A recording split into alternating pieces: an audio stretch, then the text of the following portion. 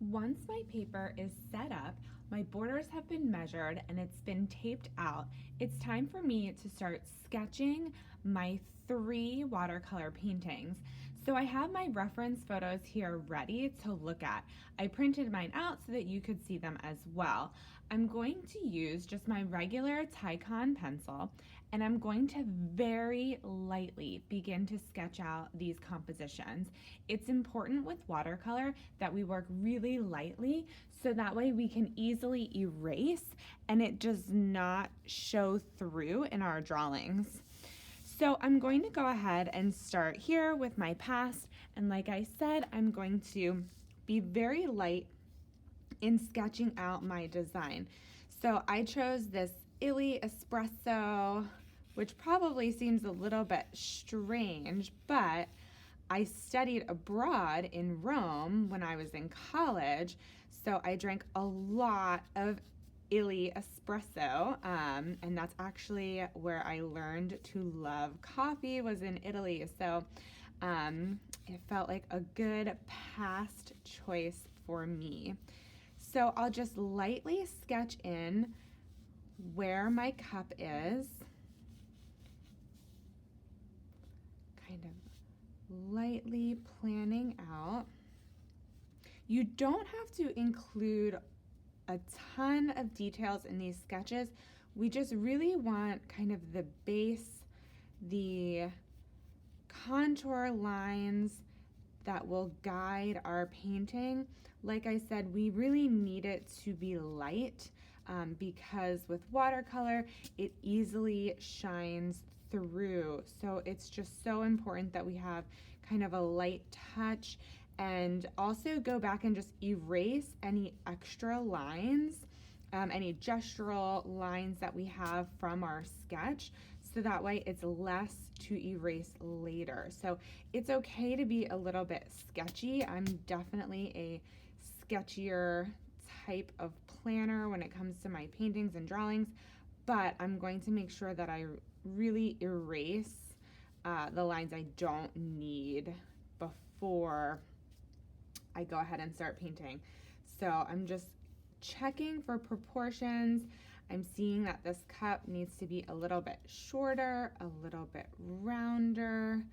So I'm going to just carefully take my time and edit my drawing, checking for size, checking the composition until I'm really happy with what I have planned. So I'll continue to work. I'll lay out kind of the details here inside the cup where I have the dark espresso and the foam, but really just lightly plotting and then moving on to my sketch 2 and my sketch 3. So if I were to jump over again, I would just really block in the main features. I don't need a ton of information. I just want to lay out the composition.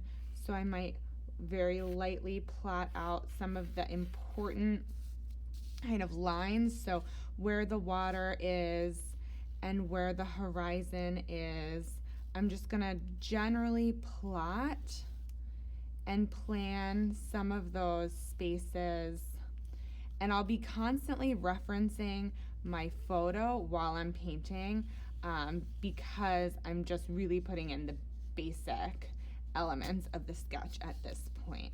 So things like texture is all gonna come in when I'm painting. So lastly, moving on to my last one here, I'll again just begin to plot and plan where everything goes and make adjustments along the way. So this is where we'll begin, and then we'll move on to laying in our base colors and building up our value and tone throughout the paintings.